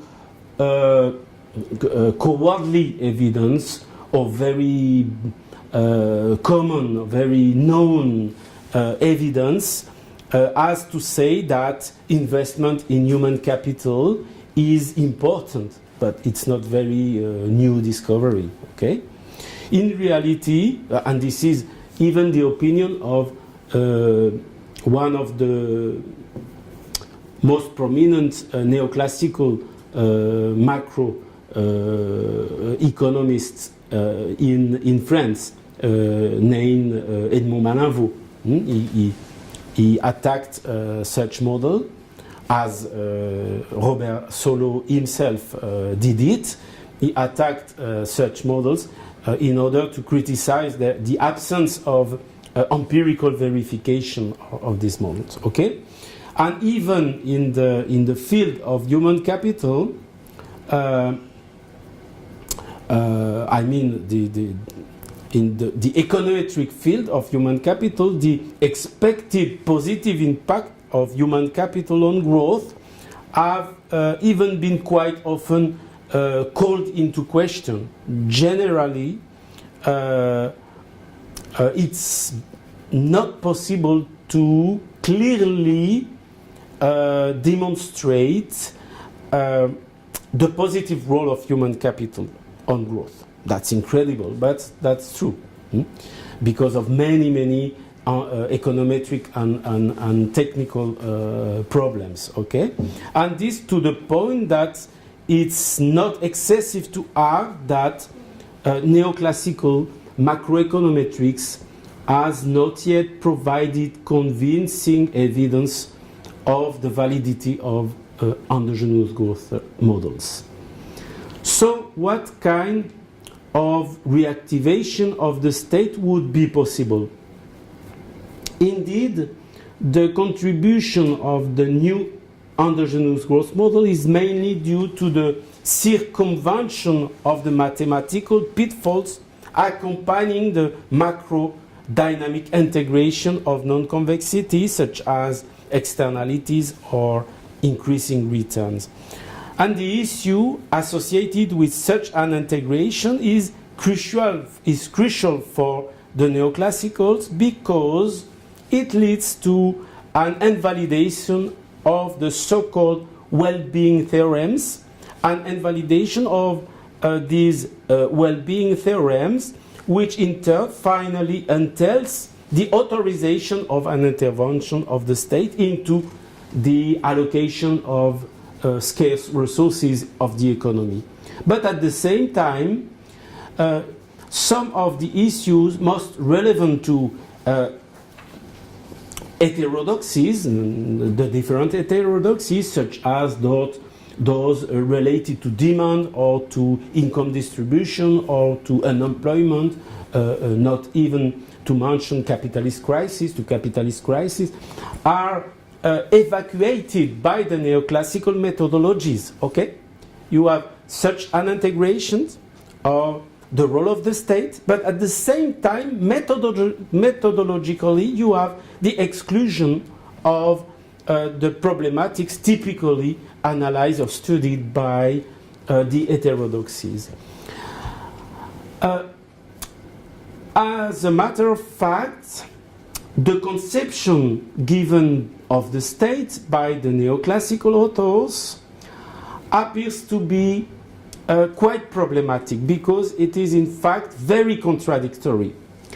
In this endogenous growth model, the state is present. In fact, the state is omnipresent, one should say, because recommendations of various public interventions are formulated by these models in order to try to restore the lost Pareto optimum of the equilibrium. Okay? Remember that in these models you have a disjunction, you have a separation between the equilibrium and the competitive equilibrium and the social optimum. And this by means of subsidies or tax exemption in favor of the private sector identified, or rather chosen, to be the motor of the growth. But so omnipresence of the state. This is only by the state that, the so-called state, that through the optimization program, that the Pareto optimum can be recovered. But at the same time, the state is in fact absent as an autonomous institution, because it can never be anything but the unique agent itself. So, the agent that the neoclassics clone according to their goodwill, who is even immortal, for example, in the Lucas model, the agent is immortal. And it is written by the introduction of the concept of dynasties. The individual agent, the sole individual agent, can live on an infinite horizon because he introduced the idea of dynasties. But it's not possible. There is one single agent. There is no dynasty. It's not possible to speak about that. That is to say, you have this kind of trick in order to go out of the solipsism and to try to make believe to the readers that there is a multitude of agents. In fact, there is only one agent. And so, the agent is immortal, thus growth itself becomes eternal. Okay? Crusoe, again, this trick immured in his own solipsism, like in a jail, but above all, enclosing the neoclassical economists in a microcosm located to the confine of a radical idealism. That is to say, to the confine of a radical anti-materialism, denying even the existence of a material world, exactly like in the philosophy of Berkeley, for example. You have a denegation of the reality of a really existing economy. This is science fiction. This is not science, but science fiction, economic science fiction.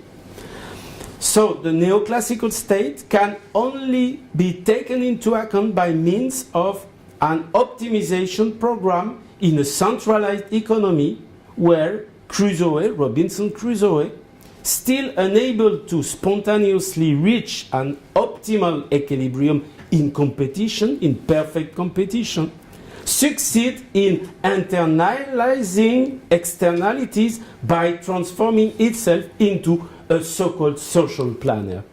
Okay? That's schizophrenia. Well, it remains for us, I will cut soon, it remains for us to touch probably the most important point, at least the fundamental one. I mean, the ideological function of this endogenous growth theory, that is the point of contact of neoclassical theories with neoliberal politics. And doing so, we'll discover that the objective which animated the neoclassical authors opposed the traditional conception of technical progress as a public good. This was just Solo's view, referring not only to technical progress fallen from even or external to the economic sphere or simply a function of time, but also to its interpretation as being or as having to be impelled by the state himself. Paul Romer's choice to characterize technology as a non-rival, partially exclusive, privately appropriable and privately remunerative good is certainly realistic today, nowadays, in the modern times. But at the same time, this choice is far from being neutral in such normative modeling. These models are extremely normative. This choice de facto excludes from the reasoning any possible direct assumption of the production of the technological factor by the state in order ultimately to reduce the state's role, the state action, to indirect intervention on the market, all destined to favor the private investor alone. Remember also the Lucas model. In this model, Lucas preferred to integrate knowledge into human capital, okay? But doing so, the training process is described, typically Beckerian, inspired by Gary Becker, a vision of human capital, the training process was based on a private allocative decision of the sole agent with the results appropriated by him alone. Okay? And it was more or less the same thing for Romer. I will quote here a small extract of one of his interview given in a book of interview of great economists. Paul Romer said, "You have to read between the lines of this paper." He's speaking about his own 1986 paper.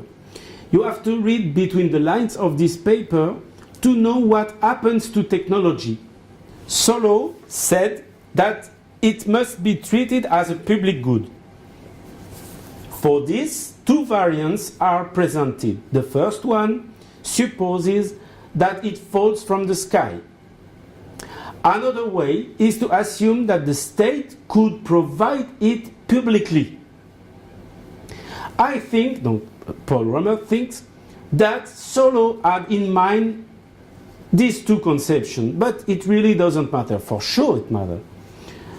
What I wanted to find, what Paul Romer wanted to find, was a way to have something where there are increasing returns, but the problem is it's not increasing returns. What I wanted to was a way to have something where there are increasing returns, but also where there is a private supply. I wanted to understand the fact that individuals and private companies make investment decisions in the production of new technology.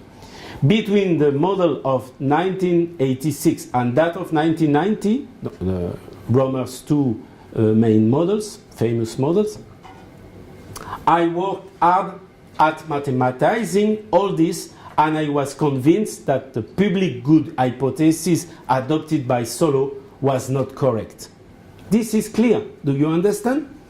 With endogenous growth theory, there is a reactivation of the role of the state, but the reactivation of the state by these neoclassicals operates in a very peculiar, in a very particular state of mind. I mean, that of the mercantilization, that of a commodification of knowledge, and by the denial of the very nature of public good, that is to say, free goods of technology, okay? Free in the two sense of the word, that is to say, both the sense of freedom, but also the sense of without payment.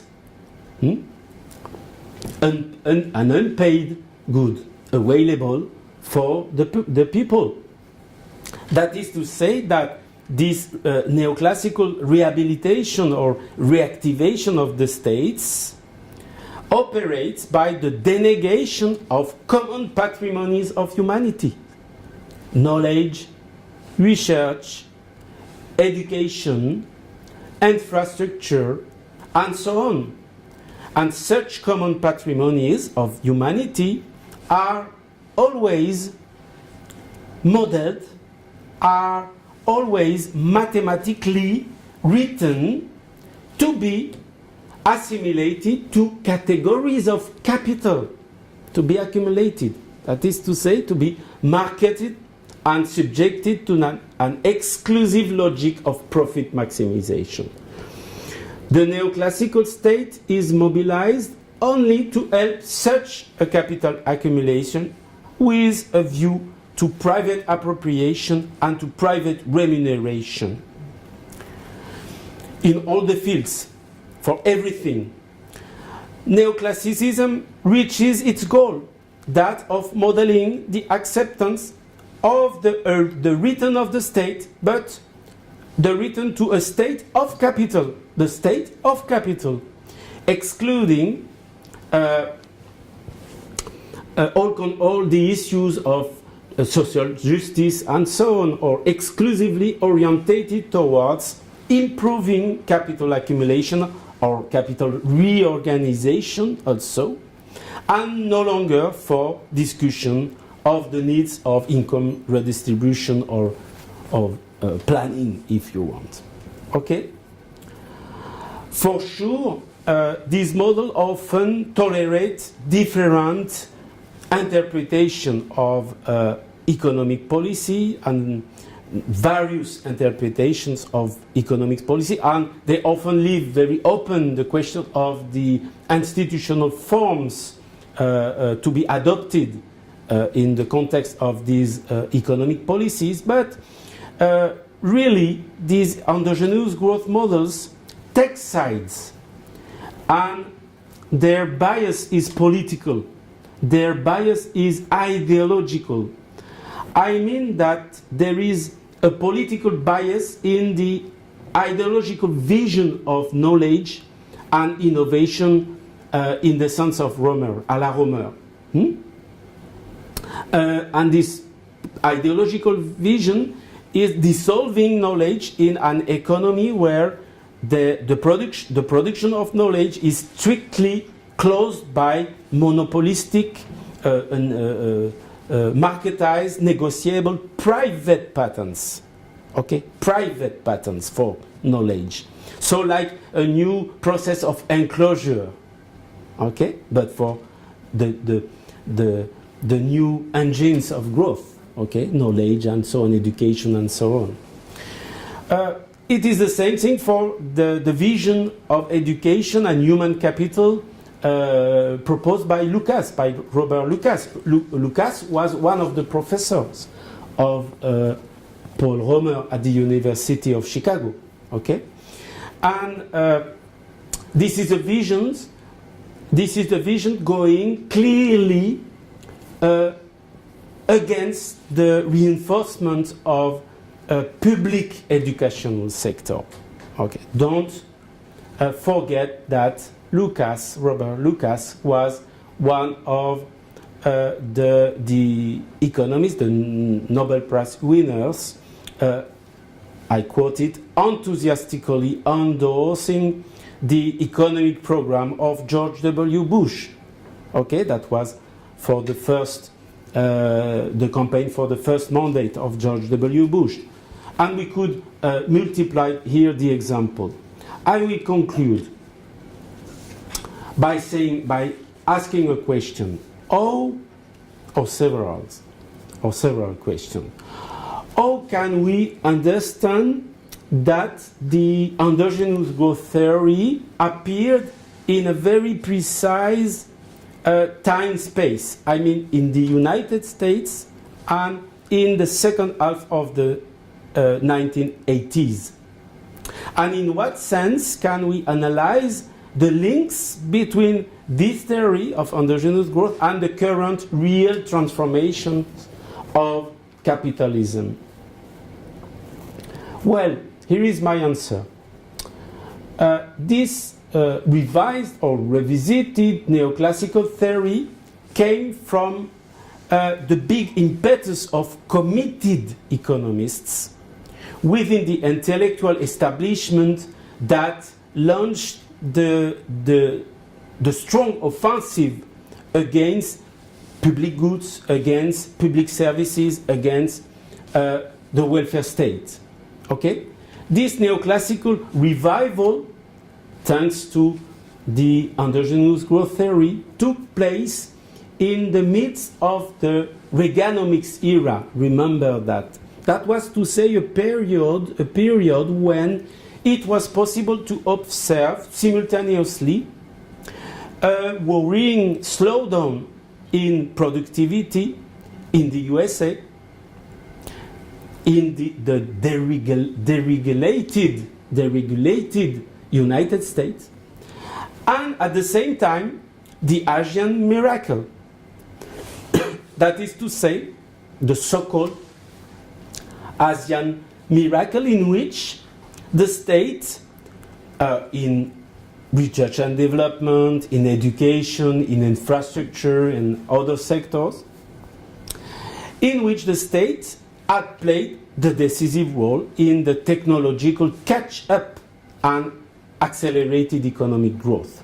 So, on the one part, Ronald Reagan with deregulation in the US, and on the other side, at that time it was mainly Japan, the Japanese miracle, let's say, but also the South Korean miracle, and also do you remember that the Asian dragons, as it was, or tigers, or other animals, okay, but animals for Asia, always animals for Asia, and it was this paradox, strong paradox. So, my answer to these questions is that the most lucid among the neoclassical and neoliberal authors, neoclassical and at the same time also neoliberal authors, have come to recognize the imperative need to relax their old anti-state vision of the past, much too obtuse, in order to attempt to save, or in a desperate attempt to save capitalism increases from what? From the excesses of ultraliberalism. Do you understand? No state before in the neoclassical theory, and suddenly intervention of the state. And my answer is that they needed that because of the crisis of capitalism, and they needed that precisely at that time, observing, among others, the Asian high-speed growth countries. Okay? So, I'm saying that we are living in a very strange world, where right now the center of gravity of the debates in economics is not between left and right, but between right-wing economists and extreme right-wing economists. The center of gravity is there. So the center of gravity of the debates moved considerably to the right. Or if you are looking, it's this side to the right. But I will finish by saying that it's quite ironic to see also that this secret of determining the balanced, perpetual, eternal growth rate endogenously generated by capital accumulation itself. This secret, so-called secret, was discovered, albeit in a very ascientific way, to my mind, discovered precisely at the time when the series of crises, of capitalist crises, worsened from the center of the capitalist world system. The first endogenous growth model, 1986.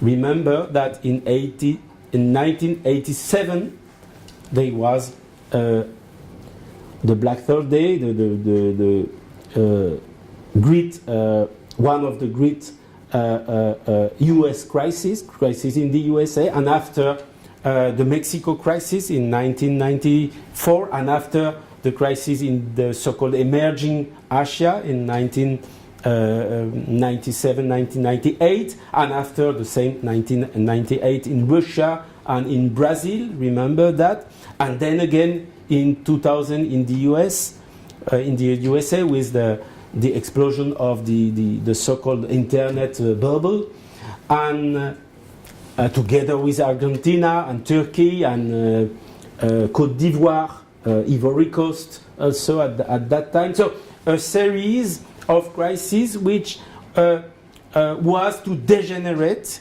as we know, in 2007 and 2008 into a global crisis. A global crisis so far from the mythifying vision of a stable, eternal growth in an imaginary capitalism transformed into a state, something like a state of nature.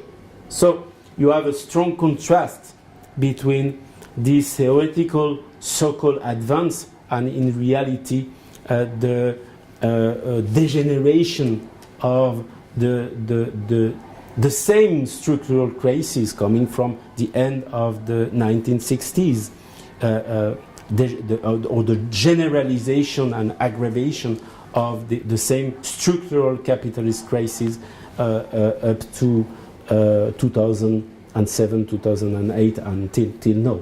Okay? So, to conclude definitively, I'll say that the contradictions revealed by the current crisis, which can be interpreted as an over-accumulation crisis, typically in Marxist terms, and above all as a systemic crisis, that is to say, a capitalist crisis without possibility to find internal solution, intrinsic solution to overcome this crisis. The contradiction revealed by the current crisis have some of their deepest roots in the exhaustion of the long-term growth engines of the post-World War II expansion, and will very probably become much more complex and accentuated within the changing capitalist world system in the future. So such contradictions of the world capitalist system can be analyzed, or according to me, can be analyzed only thanks to the methodologies provided by Marxism, by Marxist economics, with reflections about the concrete, difficult and long transition processes toward human society, or more human societies, consistent with equality, with solidarity, with brotherhood. But this is another story, and we will see these topics in other lectures. So, see you.